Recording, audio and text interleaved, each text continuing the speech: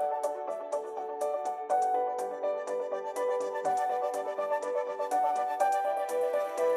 marche pas le son.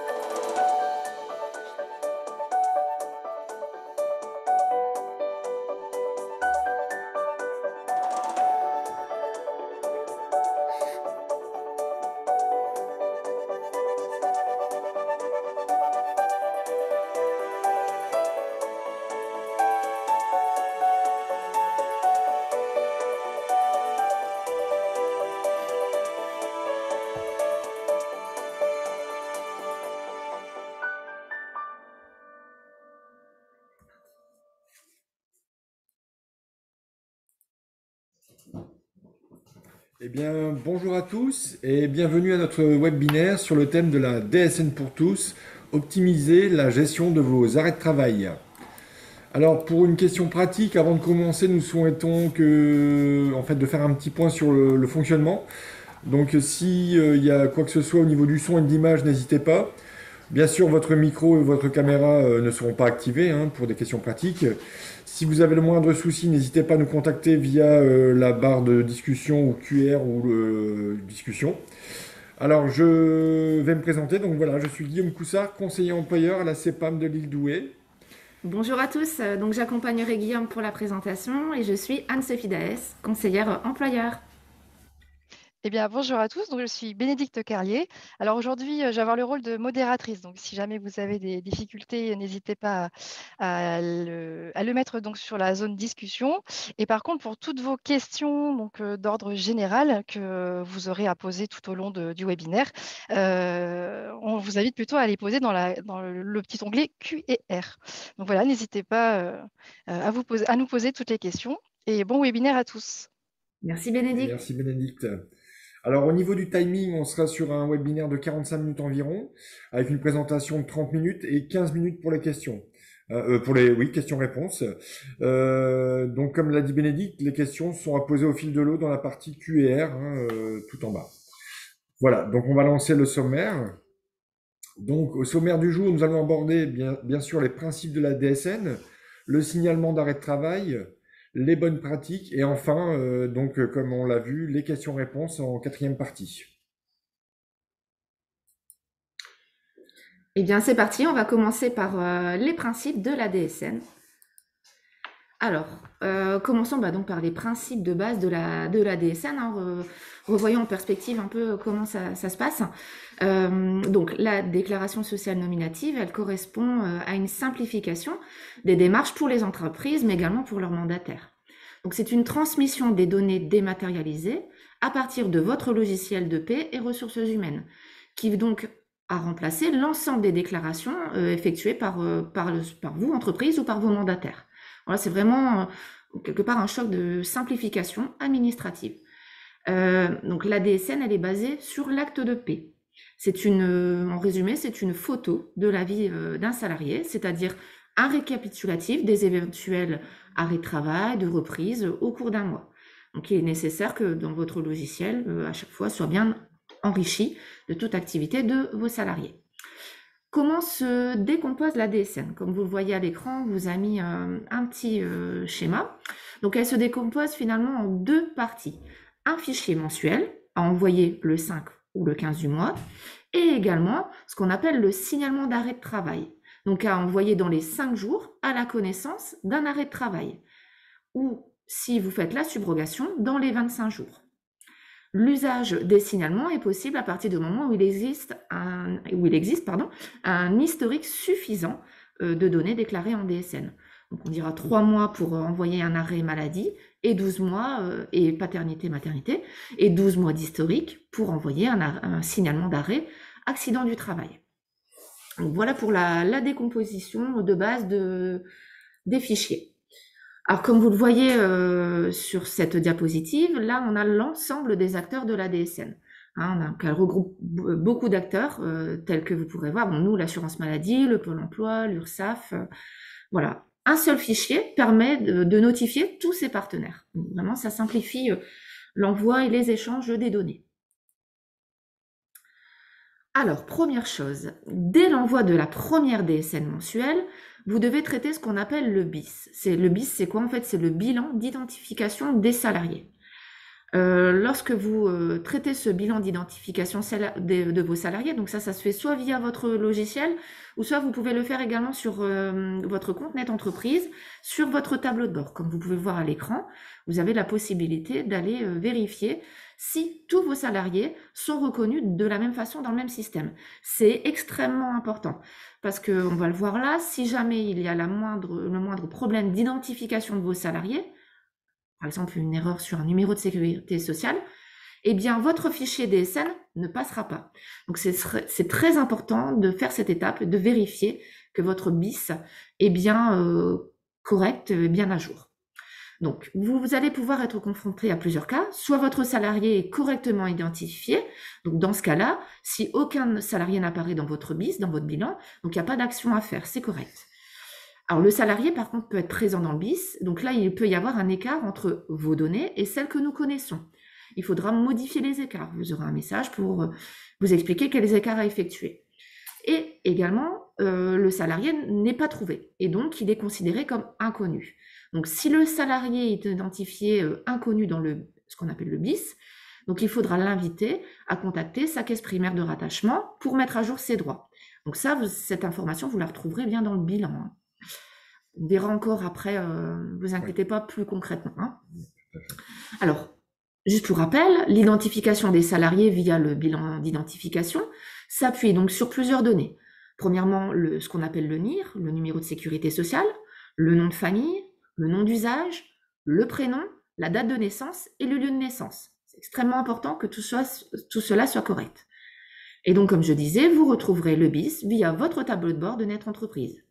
Et une fois dans le tableau de bord, comme on peut le voir ici à l'écran, eh bien, vous pourrez aller voir le bilan de traitement et aller vérifier, quand vous avez ce type de message, l'information à corriger. Voilà pour l'étape du bilan d'identification. Alors, entrons dans le corps d'un fichier d'une DSN mensuelle, plus précisément dans son contenu. En fait, là, ce schéma représente tous les blocs nécessaires de la DSN mensuelle. Des blocs paramétrés sur le logiciel de paie. Donc, chaque bloc correspond à ce qu'on appelle une famille. On retrouve 4 grandes familles avec le bloc 0 en plus, qui est propre à votre logiciel de paie. Puis, on a le bloc entreprise, le bloc salarié, le bloc travail et les blocs salaires. Donc, chaque bloc identifié doit être paramétré. C'est hyper important. Donc, on peut faire un petit focus, puisque nous, ça va nous impacter au niveau de l'assurance maladie, sur le bloc travail et le bloc salaire. Donc, par exemple, le bloc salaire, qui sont les blocs 51 et 52, il faut toujours bien veiller à alimenter les informations de la paie. Notamment, je pense par exemple aux primes. Toujours bien les alimenter, puisqu'on en aura besoin dans la reconstitution d'une attestation de salaire pour un accident de travail. Et également, on peut parler également aussi des salaires rétablis, toujours bien rétablir vos salaires pour que ça remonte bien dans l'attestation de salaire DSN. Les blocs travail, donc 40, 41 et 53, là vont déterminer le régime du salarié et donc véhiculer la bonne circulation des informations. Voilà en détail. Ici, on vous représente un fichier .txt d'une DSN mensuelle. chaque bloc, par exemple le premier, le bloc S10G00001, voilà, correspond à une donnée. Chaque bloc, en fait, identifie une donnée propre, soit, comme on l'a dit, à votre entreprise, soit à votre salarié, au travail et aux primes. Par exemple, un dernier bloc, ou par exemple le S21G006007, ce sera correspondant à l'IBAN, tout à fait. Pour la subrogation. Donc, toujours bien paramétrer. Alors, en pratique également, voyons quelques situations dans la DSN. Par exemple, dès lors d'un changement de situation d'un de vos salariés, il faut corriger les blocs salariés qu'on a vu tout à l'heure, les blocs 30 individus et 31 changements. Par exemple, pour un passage de numéro de sécurité sociale provisoire à un numéro définitif. Votre salarié avait donc, comme je disais, un numéro de sécurité provisoire, il change, il faut bien l'alimenter dans votre fichier DSN et plus particulièrement dans le bloc salarié individu et dans le changement. Ou comme on peut le voir, hein, en cas de mariage, en cas de divorce. Alors il est vrai que vous n'avez pas forcément toujours l'information, mais c'est vrai que maintenant, comme toutes les données sont partagées, au niveau par exemple des impôts, etc., ils ont cette information. Donc il est important, dès lors que vous en avez l'information, que votre salarié vous l'indique, de le modifier dans le logiciel de paie, pour que ça remonte bien dans votre DSN mensuel. Petit rappel, hein, n'hésitez pas, je pense que ça vous le savez, mais peut-être pour les nouveaux initiés, reportez-vous au mode d'emploi éditeur hein, de votre logiciel de paye. Voilà, où il y a l'essentiel, enfin l'intégralité des blocs à paramétrer. Comment ça se passe au niveau de la source de la DSN mensuelle? Il faut s'assurer donc toujours, là en petit réflexe P qu'on vous indique, de bien fermer les périodes en renseignant les dates de début et de fin pour donc, les contrats, c'est très important, les congés payés, toujours bien indiquer les dates de début et de fin, les absences en cas d'arrêt. Voilà, ce sont vraiment des réflexes que vous devez avoir, puisque le bornage de chaque période garantit la continuité de l'historique de la vie du salarié dans le système DSN. En fait, si vous ne renseignez pas surtout les dates de fin, par exemple pour des contrats, vous risquez de rencontrer des problèmes d'envoi de vos fichiers, hein, avec, comme on va le voir après, hein, des bilans de traitement avec des anomalies. Donc en fait, finalement, il faut toujours régulièrement bien mettre à jour toute situation propre à votre salarié.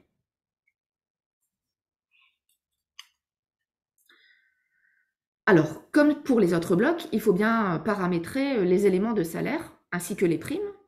Un bon paramétrage garantira donc une bonne remontée des salaires rétablis sur l'attestation de salaire, une bonne ventilation des primes ainsi que de leur périodicité dans le cadre par exemple d'un accident de travail.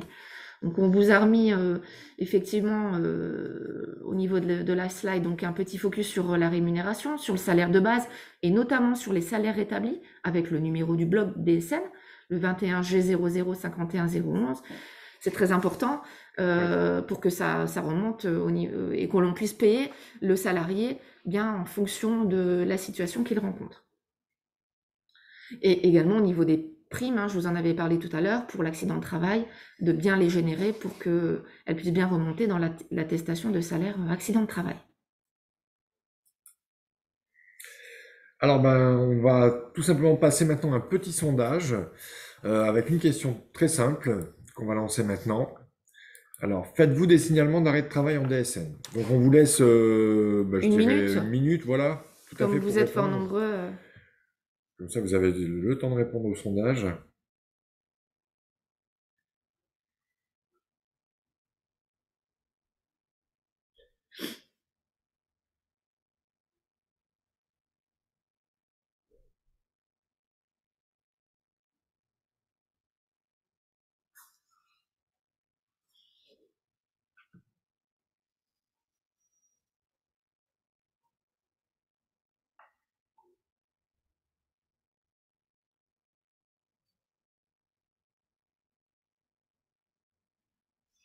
Bon, l'idée, c'est de voir un peu les niveaux de chacun. Bon, on sait, hein, la DSN, elle est entrée en vigueur en 2016, donc pour la plupart des entreprises du secteur privé, vous y êtes, mais pas forcément sur le signalement. C'est pour ça qu'on voulait voir un petit peu le rapport. Voilà, donc là, c'est bon, on est au niveau d'une minute. Donc on est sur un rapport d'à peu près Ouais, 25% qui n'en font pas 25, encore et voilà, 75%. 75 qui en font, hein. Donc c'est très bien, continuez. Et pour les autres, ben, on va vous expliquer tout simplement comment faire et On vous verrez va que c'est vraiment, allons en détail dans le signalement. voilà, on va commencer tout de suite. Alors, pour d'abord, avant de faire le signalement, il faut bien sûr que, et c'est indispensable que vos salariés, eh bien, ont bien leurs droits à jour pour que vos DSN, aussi bien mensuels qu'événementiels, elles passent correctement, ben, je dirais partout. Donc, après le BIS pour votre salarié, celui-ci doit être connu en CEPAM, en caisse primaire d'assurance maladie. Alors, il faut déjà que le salarié, pour qu'on lui paye des indemnités journalières, il soit rattaché personnellement. La qualité d'ayant droit n'est pas suffisante. Il faut bien qu'il soit assuré. Alors, et surtout, plutôt qu'une carte vitale en copie, voilà, il faut préférer l'attestation de droit en papier qui est téléchargeable sur le compte amélie.fr, sur mon compte amélie.fr. Ça, c'est très important aussi de faire, bah, si vous avez l'occasion, une petite pub. Bon, il y a mon espace santé qui vient de sortir, c'est vrai, mais le compte Amélie, il est toujours viable, hein, il est toujours Et existant. oui, c'est un Et indispensable. c'est un indispensable pour vraiment suivre tous les éléments en relation avec la CPAM, hein. Vous avez des messages, vous avez une partie, vous posez des questions, vous avez toutes les informations en cours. C'est très intéressant et il faut bien aussi dire à vos salariés, vos employés, oui, vos employés de créer un compte, hein. C'est vraiment très très intéressant. Alors là, on va voir le signalement d'arrêt de travail, donc justement que vous allez retrouver en bloc 60. Donc là, vous allez avoir tout le paramétrage de l'arrêt de travail. Alors vous allez retrouver le motif, les informations du motif de l'arrêt, le dernier jour de travail, les dates d'arrêt bien sûr, les dates de subrogation, donc en bloc 60006, et la date surtout, l'IBAN, comme on l'a vu tout à l'heure en 007, bloc 60007, et la date éventuelle de reprise anticipée, et la date de l'accident, et le SIRET de l'entreprise. Donc ça, c'est très important de bien paramétrer tous ces éléments et toutes ces informations, hein. Alors, petit nota bene, la fin du contrat, le bloc 62 ou l'arrêt maladie bloc 60 doit être déclaré dans la DSN mensuelle, même dans le cas où il n'y a pas d'émission de signalement en fait. C'est ce qu'on a vu tout à l'heure, hein, bien Voilà, borné. bien borné, bien fermer les périodes, hein. Mm. Donc là, on a un schéma récapitulatif, hein, sur la DSN mensuelle qui est bien sûr à transmettre entre le 5 ou le 15 de chaque mois, et le signalement dans les 5 jours à la connaissance de l'arrêt de travail. Donc en fait, votre signalement, ça va remplacer l'attestation de salaire que vous faisiez en saisie à la mano sur netentreprise.fr ou en papier il y a de ça 3 siècles. Voilà. Donc là, vous avez une seule démarche et voilà, un archivage unique et vraiment un suivi de qualité, hein. Donc, comment on envoie le signalement d'arrêt? Donc, vous avez la possibilité soit de déposer votre fichier sur netentreprise.fr, soit via DSN Général, ou soit de le transmettre directement, en fait, via votre logiciel de paye, hein. Il y a les deux possibilités. Et surtout, comme on le voit sur la diapo ici, de ne pas hésiter, enfin, on le reverra de toute façon, de consulter surtout le tableau de bord, hein. C'est très important. Donc, la reprise de travail dans le cadre d'un signalement d'arrêt de travail, donc il y a deux cas possibles, la fin de l'arrêt de travail ou la fin par anticipation. Alors, si c'est le cas d'un salarié qui reprend son activité donc avant la fin de son arrêt de travail, il faut veiller à nous transmettre le signalement au plus vite afin bien sûr de stopper les IJ, hein, pour pas continuer à payer et lui faire un indu par la suite. Voilà, c'est dommage. Donc, on enrichit bien la date dans le logiciel de paye. Et par contre, si c'est le salarié qui reprend son activité à la fin de l'arrêt de travail, il faut donc bien borner la date de reprise réelle dans le logiciel de paye. Eh ben, tout simplement, vous clôturez la période de l'arrêt, sinon vous allez voir après une attestation des droits au-delà de 6 mois qui va se générer au bout de 4 mois et demi. Ça, c'est très important. C'est ce qu'on appelle chez nous les DO6 inutiles. C'est-à-dire que si vous ne fermez pas la période d'arrêt normale, hein, l'arrêt normal, il a repris comme la durée de l'arrêt avait été posée par le médecin, et bien en fait, au bout de 4 mois et demi, une attestation de salaire pour les droits au-delà des 6 mois va être régénérée automatiquement. Et ça, vous ne le verrez pas, c'est transparent et nous, on va la recevoir. Donc c'est pour ça qu'il faut bien indiquer les dates. Comme ça, le logiciel de paye comprend bien que c'est terminé. Et chez nous, c'est l'attestation des droits au-delà de 6 mois n'est pas générée. Voilà. Hop. Alors, la subrogation, comme on l'a dit tout à l'heure, il faut toujours bien indiquer la période maximale prévue par votre convention collective. Alors souvent c'est 3 ans moins un jour, mais il faut bien mettre la subrogation maximum et pas seulement la limiter à la date de l'arrêt, parce qu'en cas de prolongation, on va payer forcément, vous n'allez pas modifier la subro et nous on va payer à l'assuré, et ça va être encore un dossier à régulariser si, voilà, si la subro n'est pas bien indiquée. Donc il faut bien vérifier avant l'envoi des signalements et de bien indiquer la période maximale pour les subrogations, hein, c'est très important. Donc là, on va voir, bon là c'est un squelette hein, sur un logiciel de paye, hein. Donc là, on réalise le signalement d'arrêt de travail. Donc on va cocher maladie, la date du dernier jour travaillé, la date de reprise ou la date de fin prévisionnelle, la subrogation. Donc pas bien sûr bien indiquer les dates comme on vient de le voir, donc les dates avec une durée maximale. Euh, Là, c'est un squelette, il y a vraiment pléthore de logiciels de paye, donc là, c'est vraiment une représentation voilà, un peu scolaire, hein, des logiciels de paye. Mais c'est vrai, Guillaume, qu'on voit bien la différence de l'attestation sur Net Entreprise, Voilà, que c'est beaucoup plus rapide de faire un signalement en DSN que, que de remplir une attestation sur Net Entreprise. voilà, Même si ça existe toujours, hein, toujours, vous bien pourrez sûr. toujours faire une attestation sur Net Entreprise, mais bon, vous voyez la rapidité et la simplicité sur la DSN. Donc, le signalement d'arrêt de travail, donc comme on l'a dit, le signalement, on va le faire sous 5 jours, bien sûr, à la connaissance de l'arrêt. Par contre, pour les prolongations, il ne faut pas les enregistrer, enfin, il ne faut pas émettre de signalement, il faut juste les enregistrer en fait, hein. Et surtout, ne pas oublier, même un arrêt de moins de 3 jours, vous devez le faire, faire le signalement, parce qu'il ne faut pas oublier qu'un arrêt, même de courte durée, peut être en lien avec en fait une affection longue durée, ce qu'on appelle une ALD, et sans que vous en ayez vous-même connaissance, et de ce fait, ces arrêts ont la carence qui est neutralisée. Donc on va indemniser quand même ces arrêts. Donc c'est pour ça que même un arrêt de moins de 3 jours, il faut le signaler, il faut le faire, hein. Très important. Donc je repasse la main pour les bonnes pratiques. Oui, Anne-Sophie. faisons un petit point, un petit focus sur les bonnes pratiques. Alors, ben justement, on va faire un petit focus sur le dernier jour de travail. Donc, comment bien le déterminer? À vrai dire, avec la DSN, on a simplifié la détermination du dernier jour de travail. Par exemple, si le salarié n'a pas travaillé le jour de l'arrêt, le dernier jour de travail, pardon, sera donc la veille de l'arrêt. On prend notre exemple ici sur notre petit schéma. Mon salarié a travaillé le 15. Son médecin lui a prescrit un arrêt à compter du 15. Là, le dernier jour de travail, c'est donc le 15. Mon salarié, par exemple, imaginons le 15 est un dimanche, pardon, et donc il n'est pas venu travailler le 16, donc le 15 sera le dimanche, sera le dernier jour de travail. C'est la veille de l'arrêt, vraiment on simplifie. On va aller voir plus en détail des exemples et surtout l'impact sur l'IJ qui sera indemnisé. Par exemple, ici, on a un exemple avec une indemnisation.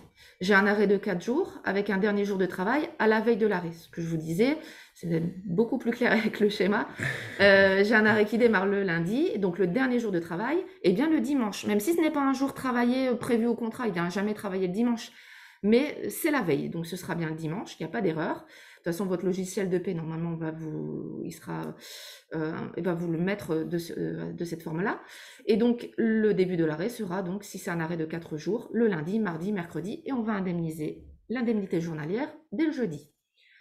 Par contre, prenons un autre exemple, un exemple sans indemnisation, où le salarié est venu travailler le jour du dernier jour de travail. J'ai donc un arrêt de 4 jours, un dernier jour de travail le jour de l'arrêt, et bien dans ce cas-là, je n'ai pas d'indemnisation.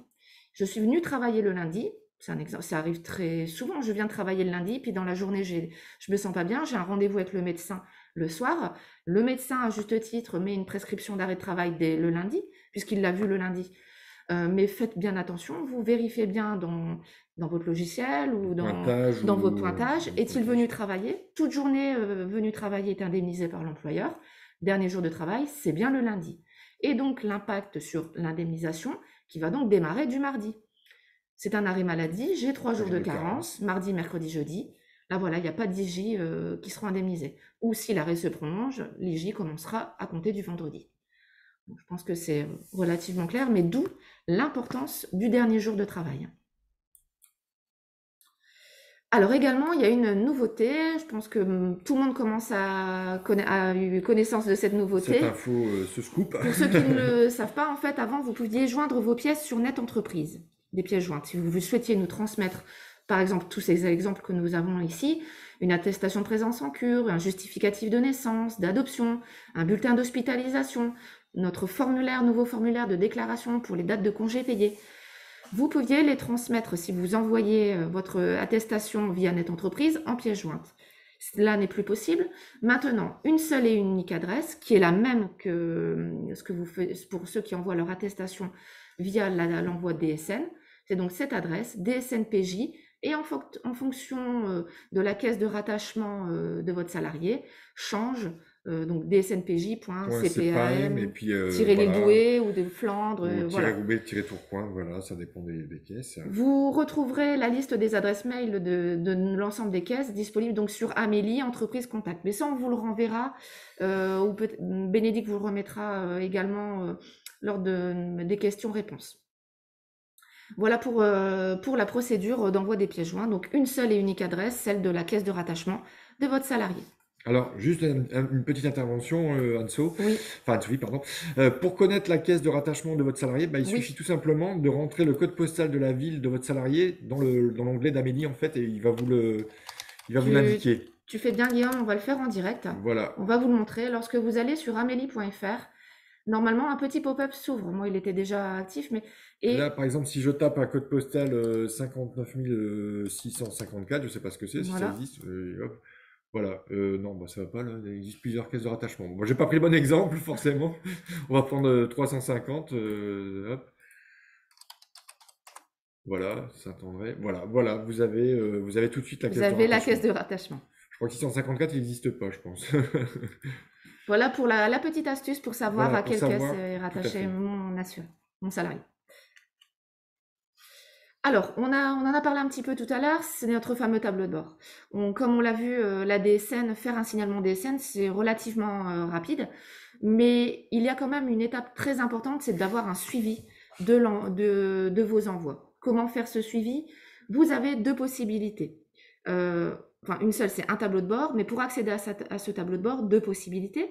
Soit une interface qui est propre à votre logiciel de paie, qui vous permet d'avoir un suivi de l'ensemble de vos signalements, ou via Net Entreprise, vous vous connectez sur votre compte, vous avez un onglet DSN Régime Général, vous cliquez dessus et vous allez avoir, donc ce qu'on va voir en détail, votre tableau de bord. Attention, ces informations sont consultables pendant 90 jours uniquement. Je vous conseille, alors c'est surtout pour les grosses structures, faut y aller pour ceux qui ont beaucoup d'envois, il faut y aller plusieurs fois par semaine. Sinon, une fois par semaine, c'est fonction de votre flux et de votre activité. Comment se détermine le tableau de bord? Donc, une fois que vous vous connectez, vous allez avoir un récapitulatif. Donc, vous allez pouvoir faire un suivi de vos DSN mensuels, mais également, nous, ce qui nous intéresse au niveau de la CEPAM, ce sont vos signalements d'événements. Oui, donc, on est d'accord, vos attestations de salaire reconstituées. Vous allez pouvoir faire un filtre en fonction de la nature du signalement. Si c'est un arrêt de travail, une reprise suite à un arrêt de travail ou une fin de contrat de travail, ça c'est pour le Pôle emploi. Et donc vous allez pouvoir filtrer, donc jusqu'à 90 jours, vos arrêts de travail. Donc surtout, il faudra faire le petit plus affiché et vous allez pouvoir avoir le détail que l'on voit ici. Vous allez donc avoir votre tableau de bord avec la liste des transmissions que vous avez effectuées. Donc ici par exemple, on a l'exemple d'un envoi d'une DSN mensuelle du mois, par exemple là c'est janvier 2019, et là de vos arrêts de travail que vous avez effectués. Donc il faudra bien aller cliquer sur la petite loupe et vous allez avoir également, si vous gérez plusieurs sirettes, l'ensemble des sirettes affectées. Alors, le signalement d'arrêt est valide une fois que vous avez reçu. Donc, vous avez ceci.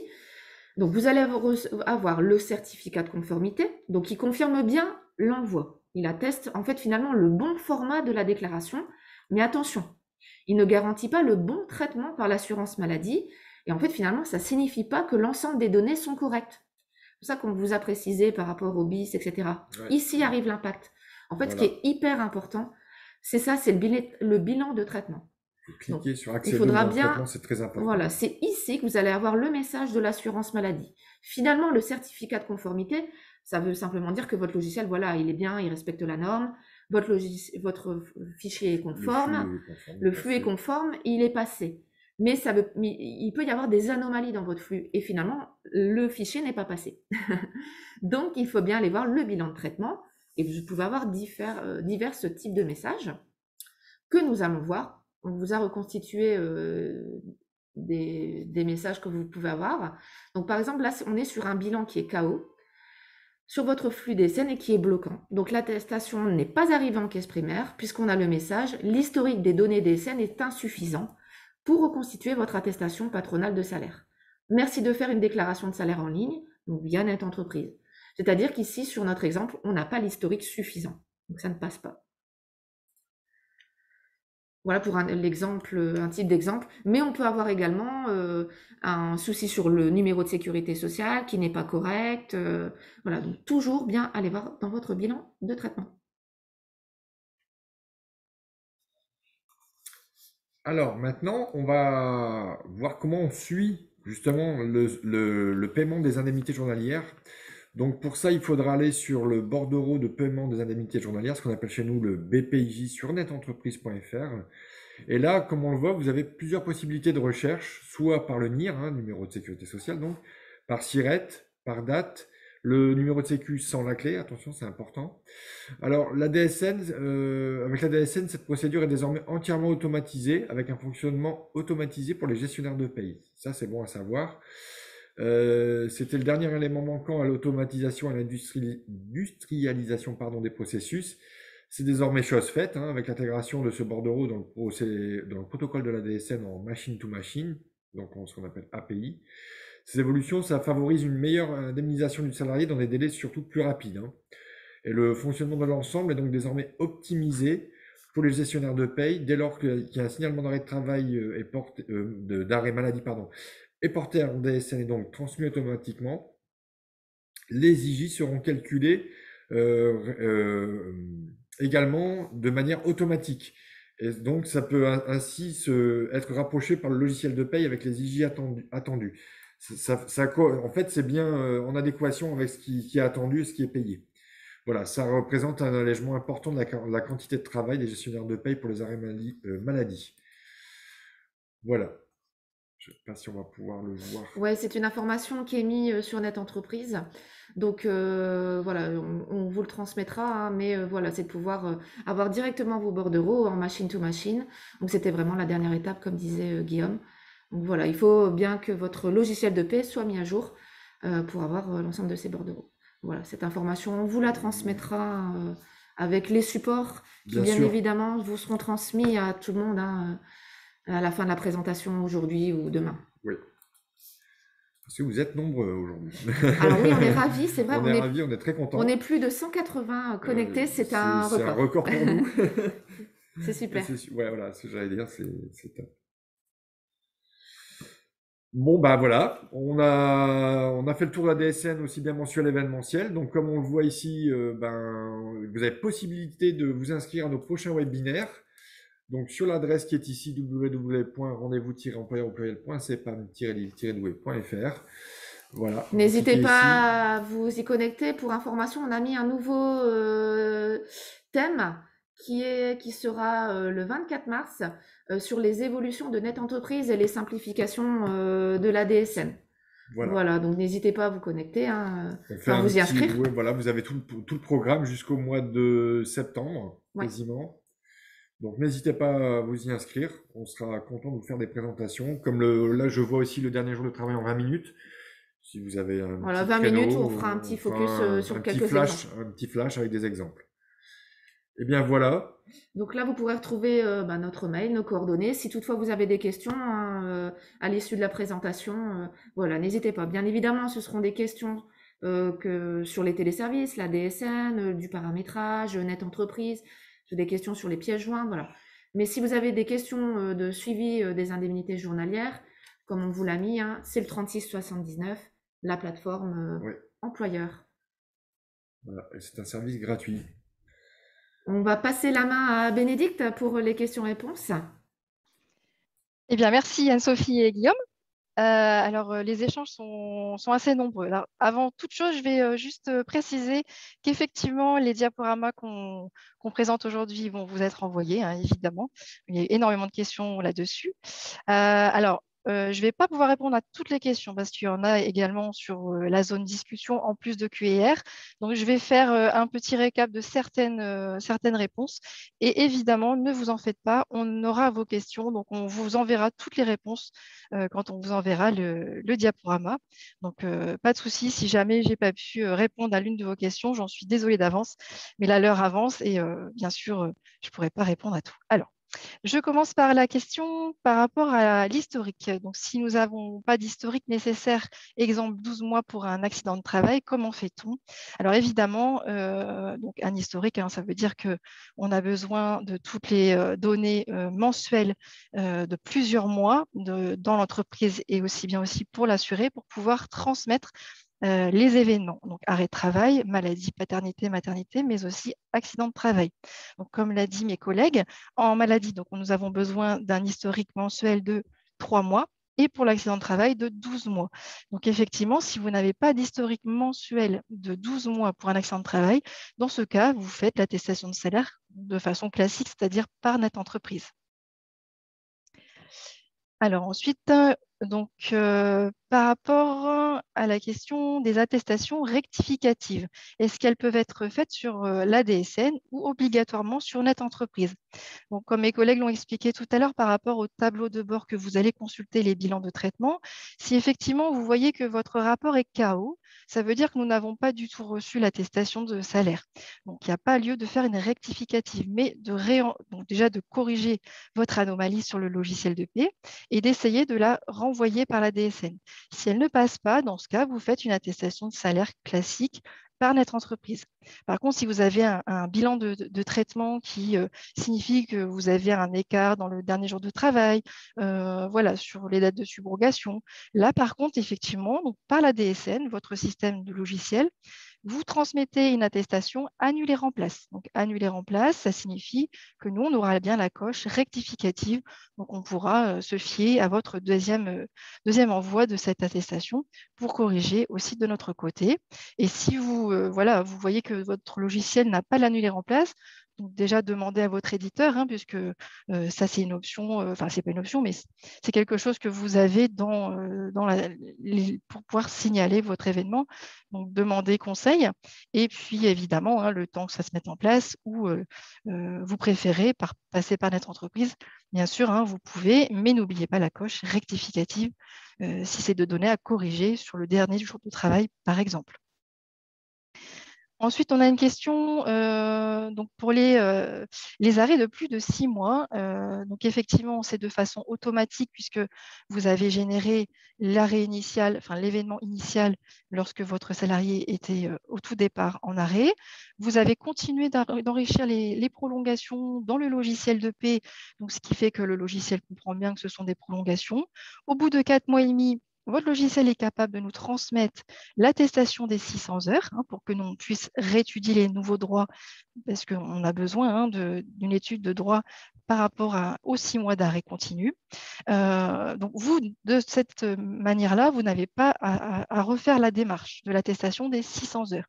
Par contre, voilà, n'oubliez pas de borner les arrêts si jamais votre salarié revient avant les 6 mois, puisque si le logiciel nous a transmis une attestation de 6 mois, c'est que vous n'avez pas bien enrichi la date de retour.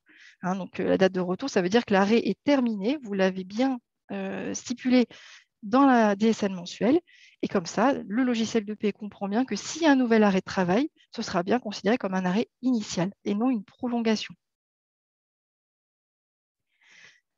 Alors, donc une question sur le mi-temps thérapeutique par rapport à la DSN. Donc, effectivement, donc la question c'est est-ce que je suis obligée de passer par notre entreprise? Donc, pour le moment, à aujourd'hui, oui, vous continuez à passer par notre entreprise pour le mi-temps thérapeutique. Et il va y avoir une modification courant de cette année. D'ailleurs, ça fera partie probablement d'un thème qu'on va évoquer cette année également, mais il va y avoir une évolution dans votre système DSN où vous allez pouvoir passer le mi-temps thérapeutique prochainement. En tout cas, aujourd'hui, vous continuez de nous transmettre les mi-temps thérapeutiques par notre entreprise. Voilà, jusqu'à prochainement. J'en ai pas la date définie. Alors, une question concernant la subrogation. Est-ce qu'elle est obligatoire pour l'entreprise? Alors, non, ce n'est pas une démarche obligatoire, c'est propre à votre, voilà, hein, à votre façon de faire au sein de l'entreprise. Maintenant, si vous subrogez les arrêts de travail, donc pour vous aider, je vais vous mettre tout de suite un lien que vous retrouvez sur la partie Amélie Entreprise concernant du coup la subrogation. Je vous le mets en pavé de discussion.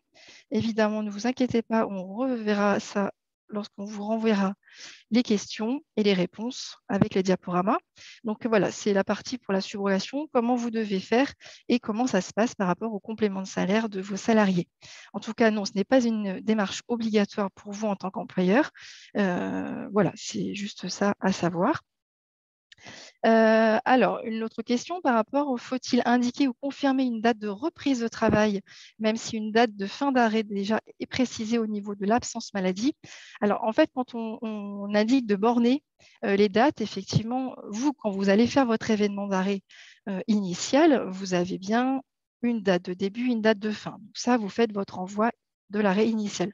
Nous, on va recevoir la rematérialisation de votre attestation de salaire qu'on va traiter. Et vous, dans votre logiciel de paie, au fur et à mesure des prolongations, vous enrichissez juste la date pour que, au niveau des mensuels, votre logiciel soit bien carré.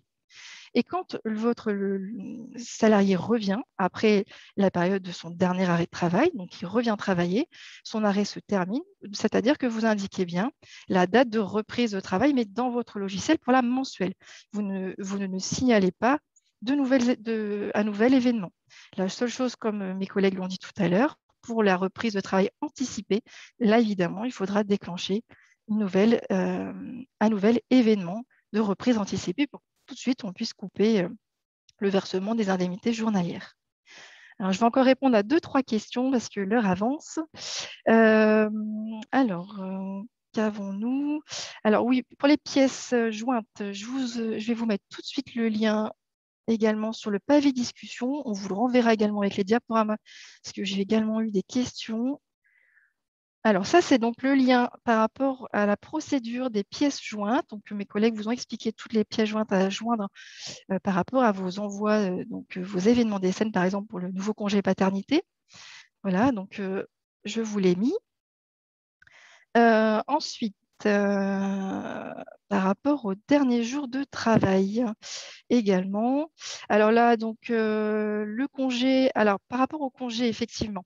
Donc j'ai une question. Un salarié en congé le mardi pour un arrêt démarrant le mercredi, le logiciel de paie indique que le lundi comme dernier jour de travail, nous modifions pour mettre le mardi.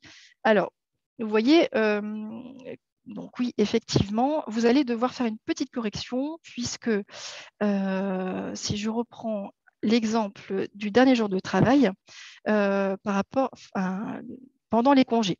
Donc, on prend toujours le dernier jour de travail la veille de la prescription.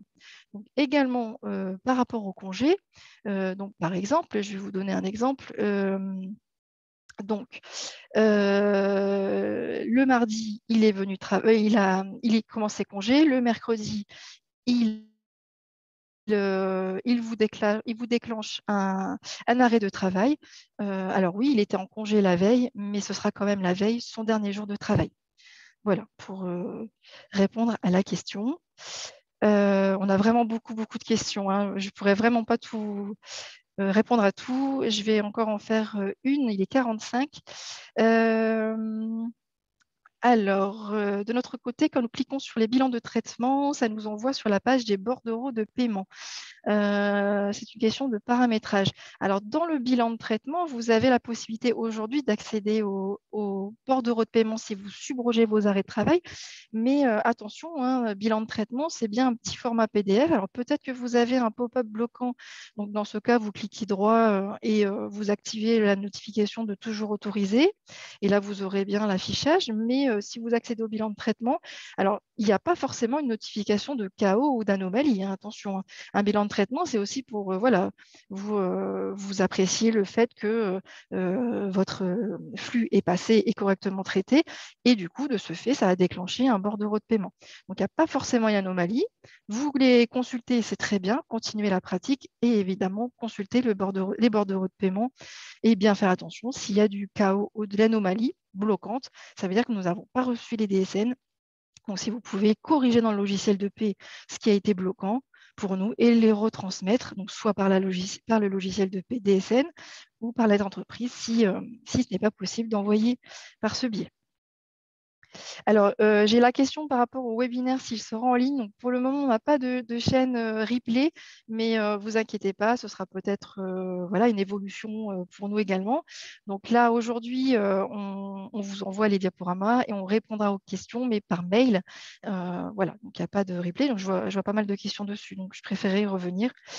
Voilà, écoutez, merci beaucoup pour toutes vos questions. Ne vous inquiétez pas, elles sont enregistrées, donc on y répondra.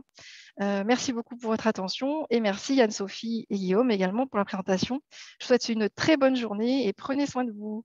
Merci à tous, bonne Merci, journée. bonne journée à vous. Merci pour votre participation.